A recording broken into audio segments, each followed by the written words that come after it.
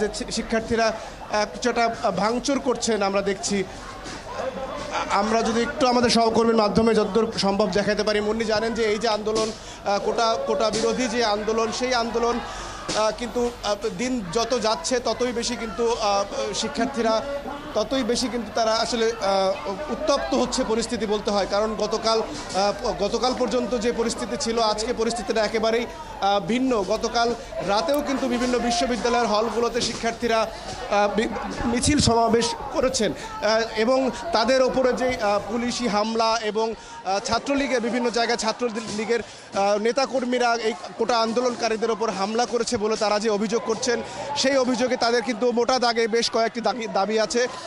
তারা দাবি করছেন যে তাদের বিরুদ্ধে যে মামলা করা হয়েছে সেই মামলা প্রত্যাহার করতে হবে, সেটির জন্য কিন্তু তারা একটা আলটিমেটাম দিয়েছিলেন। এখন পর্যন্ত এই আন্দোলনকারীরা কিন্তু তেমন কোনো সরকার বা কর্তৃপক্ষের পক্ষ থেকে কোনো নির্দেশনা বা কোনো আশানুরূপ বক্তব্য পাননি, যার কারণে দিন যত যাচ্ছে আসলে কোটার এই আন্দোলন তত বেশি দানা বাঁধছে। কারণ আজকে আমরা শিক্ষার্থীদের ভেতরে দেখছি যে মূলত আজকে তাদের সমাবেশটি ছিল প্রধানমন্ত্রীর যে বক্তব্য, সেই বক্তব্যের প্রতিবাদে বিক্ষোভ মিছিল। সেখান থেকেও আমরা দেখেছি যে পুরো বিষয় নিয়ে তারা কিন্তু কথা বলেছেন, কোটার যে বৈষম্য সেটি নিয়ে কথা বলেছেন। তারা বলেছেন যে কোটার যে যৌক্তিক সমাধান সেটি আসলে না হওয়া পর্যন্ত তারা সরবেন না। এছাড়া যে মামলা এবং যে বিভিন্ন হলে শিক্ষার্থীদের ওপরে যে ছাত্রলীগের হামলা, সেটি নিয়েও কিন্তু তারা বেশ ক্ষোভে ফুঁসছেন। তারা বলছেন কর্মসূচির ঘোষণা এখন পর্যন্ত তারা দেয়নি, আমরাও সেটি এখনো শুনতে পারিনি। তবে কিছুক্ষণ আগে একটি অভিযোগ এই শিক্ষার্থীরা করেছেন, সেটি হলো ঢাকা বিশ্ববিদ্যালয়ের বিজয় ৭১ হলে এই যে আন্দোলনের সমর্থনে গণসংযোগ করার সময় কয়েকজনের ওপরে ছাত্রলীগের পক্ষ থেকে এক ধরনের হামলার ঘটনার অভিযোগ করেছেন শিক্ষার্থীরা। মুন্নি, আপনি জানেন যে বেলা ১২টার পর থেকেই যে রাজু ভাস্কর্যের সামনে কোটা আন্দোলনকারীরা কিন্তু আন্দোলন করছেন। মূলত তাদের আজকের যে কর্মসূচি সেটি প্রধানমন্ত্রী এই যে আন্দোলনকারীদেরকে উদ্দেশ্য করে একটি মন্তব্য করেছেন, সেই মন্তব্যের প্রতিবাদে তারা আজকের যে অবস্থান সেটি করছেন। কারণ তারা দাবি করছেন যে প্রধানমন্ত্রী যে বক্তব্য দিয়েছেন সেই বক্তব্য তাদের প্রতি অবিচার, সেই বক্তব্য প্রত্যাহার চাইছেন তারা। এখান থেকেই তারা তাদের যে এক দফার যে দাবি, সেই দাবির সপক্ষেও স্লোগান দিচ্ছেন, মিছিল করছেন। মুন্নি, এখন নতুন করে এই আন্দোলনকারীরা একটি বিক্ষোভ মিছিল বের করছে। এই বিক্ষোভ মিছিলটি সারা ঢাকা বিশ্ববিদ্যালয় ক্যাম্পাস প্রদক্ষিণ করে এখানে এসে তারা আবার হয়তো বক্তব্য দিবেন এবং দিক নির্দেশনা দিবেন যে সামনের যে আন্দোলন সেটি কীভাবে কোন প্রক্রিয়ায় হবে এবং যে আন্দোলনের যে কর্মসূচি সেটি তারা ঘোষণা করবেন।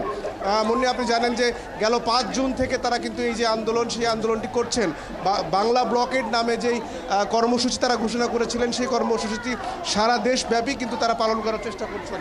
কিন্তু গতকাল মুন্নি, রাষ্ট্রপতির কাছে যখন এই আন্দোলনকারীরা একটি স্মারকলিপি নিয়ে গিয়েছিল, তার পরপরই কিন্তু প্রধানমন্ত্রীর যে মন্তব্য, সেই মন্তব্যের পরে আমরা দেখেছি গতকাল রাতে সারা দেশের বিভিন্ন বিশ্ববিদ্যালয় ক্যাম্পাসে শিক্ষার্থীরা কিন্তু রাতের বেলায় কিন্তু বিক্ষোভ করেছেন, মিছিল করেছেন। প্রধানমন্ত্রীর যে বক্তব্য, সেই বক্তব্যের প্রতিবাদ জানিয়েছেন। মুন্নি, এই যে রাজু ভাস্কর্যের সামনে কিছুক্ষণ পর বেলা ৩টায় ছাত্রলীগের একটি কর্মসূচি হবার কথা ছিল।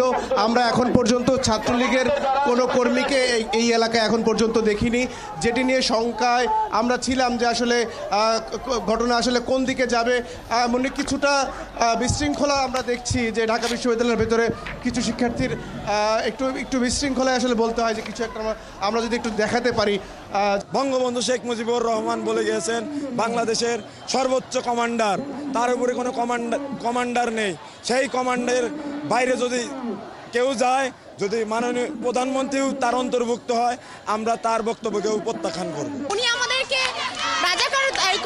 রাজাকার বলেছেন আমাদের, সেই জন্যই আমরা আজকে আন্দোলনে নেমেছি। উনি আমাদের যেন যৌক্তিক যে কোটা সংস্কারের যে দাবি, সেটাতে যেন উনি সাথ দেন এবং আমাদের দাবি যেন মেনে নেন।